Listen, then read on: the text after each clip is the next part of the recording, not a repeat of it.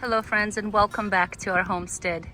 We're here at our apiary examining the damage that we sustained during the winter time to see what survived and what lessons we've learned.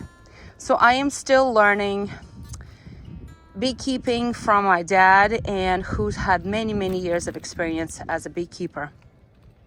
And I'm learning from him why things happen and how to improve next season. And this is what we have found so far. Out of three hives, two did not survive. I mean, I knew one of them was not even strong in the fall, but the other one was super strong family, and I'm very sad that we lost it. And I'm just looking to see what lessons we can learn to avoid it next year. Oh, so sad. Another hive is dead, even though it's again full of honey. These frames are full of honey. They were not hungry over winter. Just so sad. They were warm, they were insulated, they were well fed. Super sad. So I just pulled out one of the frames and I realized they all stuck inside. Do you see them? And that could be a sign that they actually got cold. So despite the insulation, despite facing the south, they got cold and they froze. Whether they didn't have enough in numbers of bees to stay warm, they froze. They got cold and died. This is super sad. Despite treating them for mites in the summer and in the early fall, we still lost 2 out of 3 hives, and we're contributing that to low birth number of bees in the late fall. So therefore, we did not have enough bees to winterize and feed the queen over winter. So I'm looking in the bottom of the beehive after the colony didn't survive. And I honestly don't see a lot of dead bees. There were a little cluster dead bees stuck in between the frames or in the frames in the top super, but here at the bottom there's not so much. That means that there were not enough winter bees being born in the fall. So bees have different lifespan.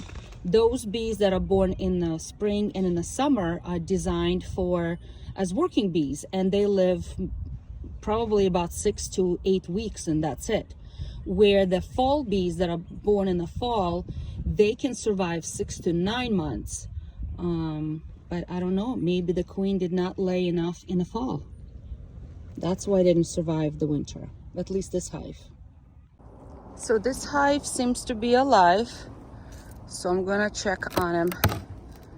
We've been feeding him early spring, so let me check on him. Okay, so they've been drinking some sugar water. As a matter of fact, it's empty.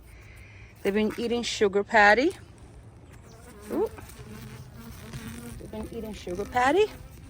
So we're gonna check inside what's going on, and I will add a couple of honey frames that I have. So I will take some of the honey frames that I have left over from last season that I kept in the freezer, and I will give it to them as food right now because it's only mid-March and it's still nothing for them to pollinate in the area. But the temperatures during the day are 50s and even early 60s. So they're out flying, but nothing to pollinate. So I just want to make sure that they have enough food. At least that's the plan. All right, let's take a look what they're doing here. Thank God they survived the winter. Praise God, they are alive. So we're just gonna feed them with extra honey. I'm gonna grab a couple of honey frames. So my dad tells me that I need to switch the supers, and the lower super should go at the top and the lower super is gonna go at the bottom. And they're bone dry, there's nothing in them. So we're gonna add some of the honey frames in there right now with a little bit of honey. Вот эту рамку давай сюда крайне.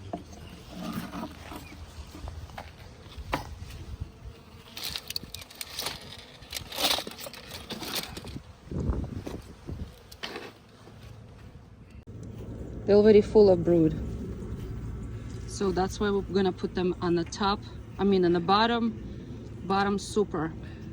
And look at that, full of brood. Full of brood. Good job, good job. It's a good family.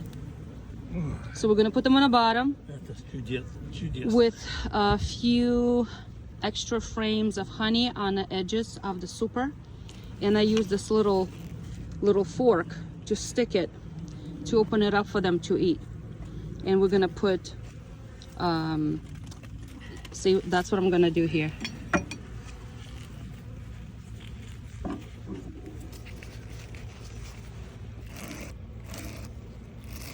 Yeah, just scrape a little bit to give them a chance to easily to get to the honey.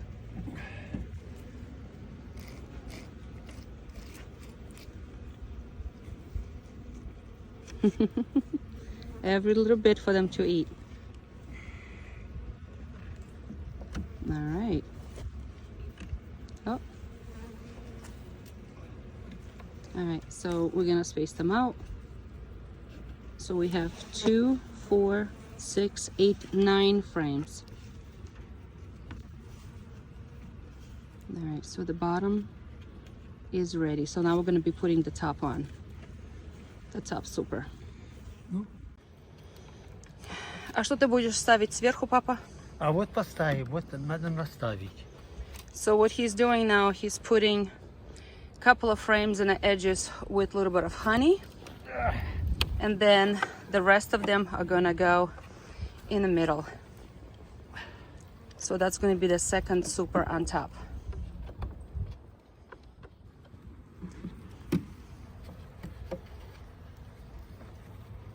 Okay.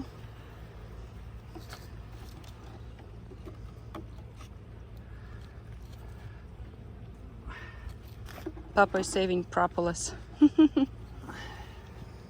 Okay. So we're gonna add enough frames, so it will be 9 frames as well. I love how my papa is moving very slowly, very carefully.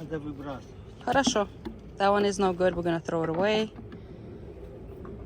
That one is no good, we're gonna throw it away. We need new frames.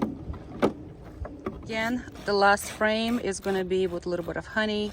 He's scraping it, giving them a chance to easily get a hold of some honey for them to eat. And that's how we're gonna start a spring cleanup of a hive that survived. All right, guys, let's put on the inner cover on and... Так, все, закрывай. Подкрышник стал и крышку. So I'm gonna put an inner cover and outer cover. Despite doing the protection over the winter months, something still got into my hive and ate it. I'm gonna guess either chipmunk or a mouse. Look at that, look at that, look what they did. Look at look what they've done. Oh my gosh, completely destroyed. Well, thank God this hive still survived. 1 out of 3. Still super sad that I lost the other 2. So friends, I hope beekeeping doesn't scare you and encourage you to actually try something new.